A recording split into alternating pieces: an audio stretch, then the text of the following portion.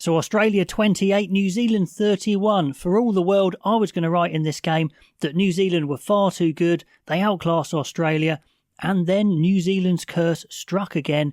It's just true. Their last 20 minutes of the game has been poor. And it was again here when those subs came on, the game fell apart. Is it because the subs aren't quite up to the standard? Is it a psychological thing? Is it a teamwork thing?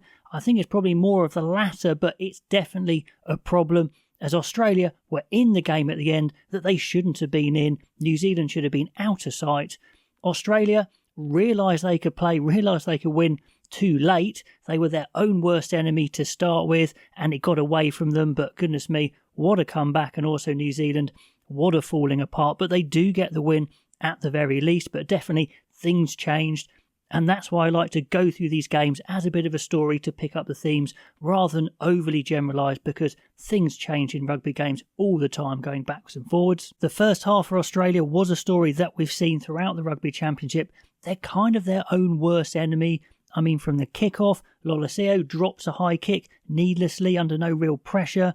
The All Blacks get into attacking shape early. They give them chances to get into the game. Then Angus Bell bites in a bit too much on one of the dummy lines, and straight away we have a try. Will Jordan bursting clear from fullback. Had a good attacking game from fullback, that's for sure. Up the middle from 25 metres. Good pace, good try. And there we go. They're off and running. Australia killing themselves there. Loliseo has done that a little bit in his game. He's a good attacking fly half, but I'm not sure quite about the rest of his game. Koroibete drops it cold early on. He drops another bad one later. I think Koroibete's time has gone really for Australia. On 8 minutes, New Zealand say thank you once again for more possession, but their carries are impressive. Satiti's footwork, his acceleration through contact is excellent.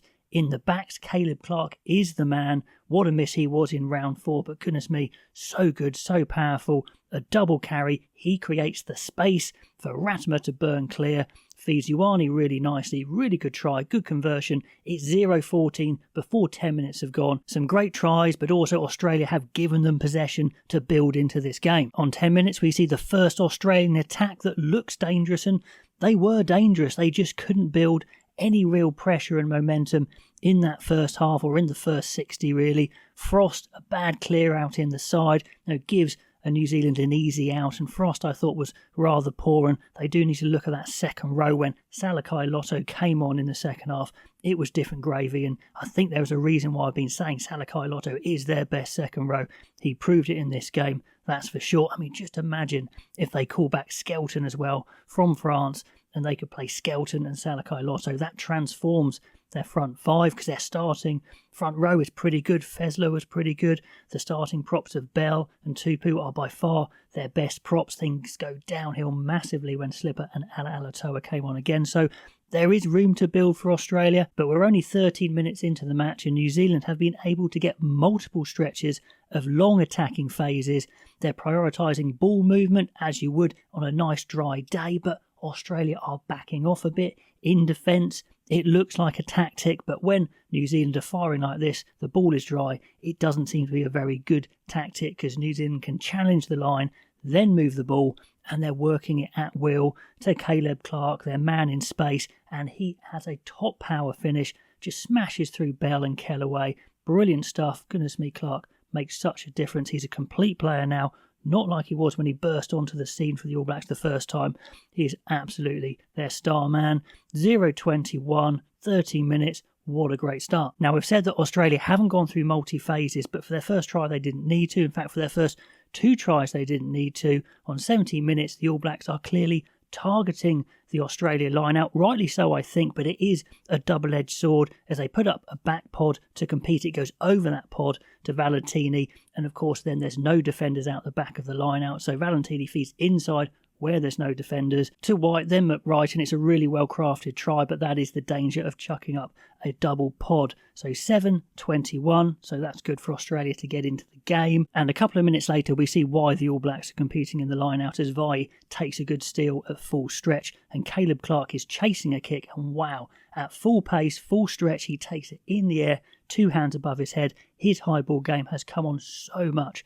Really, really impressive stuff.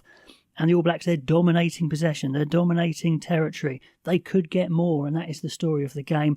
Poor presentation from Taylor this time on 20 metres, and Australia whack it 80 metres down the pitch. So lots of chances to score more points for New Zealand. They'll definitely be thinking about that in the changing room. But the Aussies are killing themselves in this first half, like I said. Paisami forced a couple of bad passes in this game. Ioane rushes in and pressures Paisami, and rather than abandoning the move, he's desperate to do it. So he shovels the crap and re-swoops, bursts clear, feeds Surveyor, who had an unbelievable game. 7:28. It looks like maybe the game is gone. Of course, there's loads of time, but that's just the feeling you have at that point. The Australian defence, too passive. They're not getting off their line, either deliberately or maybe it's some mental thing, I don't know.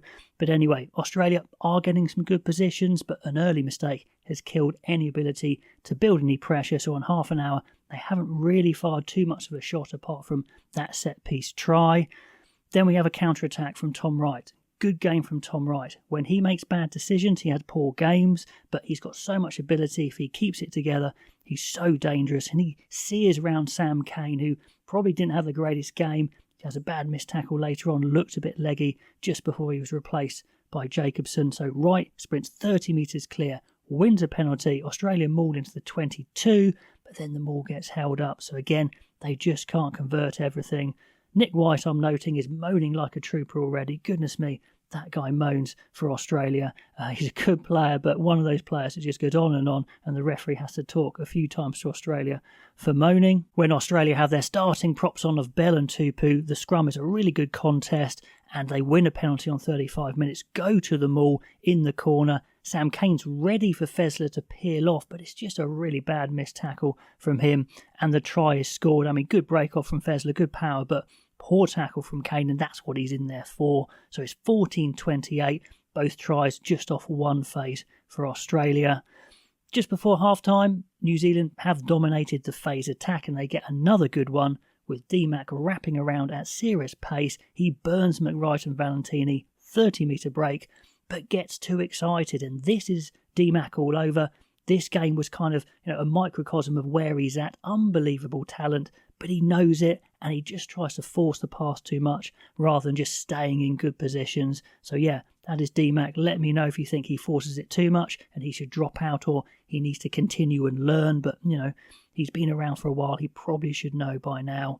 Tough when you got that ability. You feel like you should use it all the time, but sometimes less is more. But a minute before half-time, it looks like New Zealand are over again. New Zealand have been much better at the breakdown, and it's two smaller backs, Ioane and D-Mac, with a counter-ruck, and I've criticised Ioane for his rucking before, so that's good stuff. They get a counter-attack, deep attack in the 22, brilliant skill execution as D-Mac and Jordan work the ball wide for Barrett to finish, but there is a tiny knock-on, and I mean tiny, from Sevu Reece in the build-up. So yeah, again, New Zealand could have scored more tries. They're up 14-28, but that's actually not a bad result for Australia considering what it could have been. Australia start the second half killing themselves again, unfortunately, with two poor penalties. Fezler doesn't seem to understand he can't play the ball on the ground, as he argues with the ref, which is a bit of a weird one.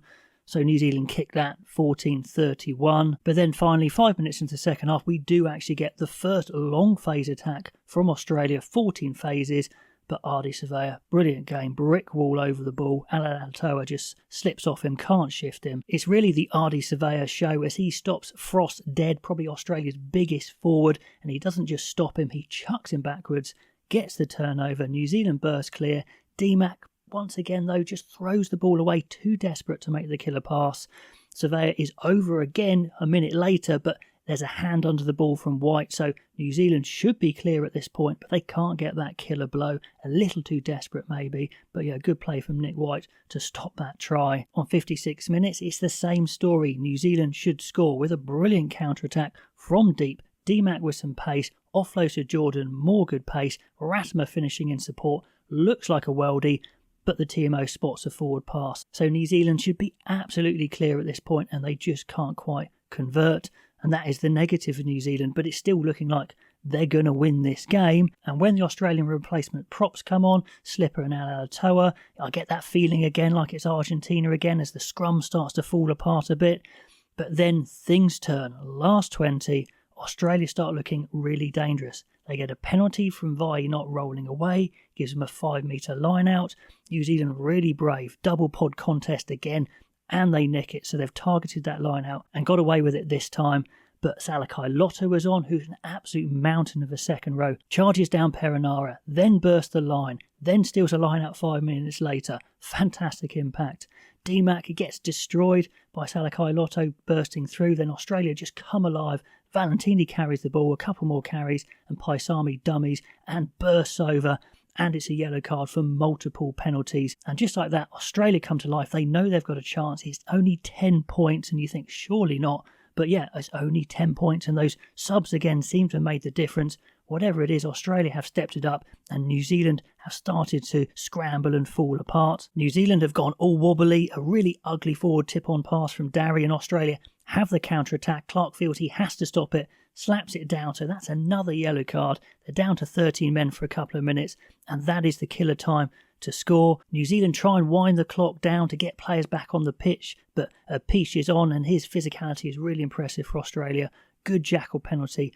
Big chance, Lolesio, though, his kicking to touch isn't the best, and a disappointing one from him, but they get a second chance from a penalty. 5 metres line out, as again, New Zealand giving away these penalties, but Satiti, a last second jackal, just a metre from the line, as Australia get a bit isolated. Great play from him, probably wins the game, even though Australia get the last try as New Zealand just continue to fall apart and muck up a clearing maul play. Australia swing it from side to side, and then Wright has too much pace for DMAC. He's 3 points down, but they just don't have enough time to get the full comeback. 28-31. New Zealand hang on. Ardi Sevilla and Perenara hold up Paisami at pace. That was a good player. Sevilla had a fantastic game for sure. So it's a win, but they'll be so worried the way they fell apart from such a dominant position, and they didn't put Australia away when they were absolutely there for the taking. So good psychology from Australia to hang in it, because you never know what's going to happen in a game of rugby. It goes backwards and forwards. Anyway, pop those comments below. I'd just love to know what you thought about this crazy game. If you like these sorts of videos, do like, do subscribe. That would be awesome. And I'll catch you next time.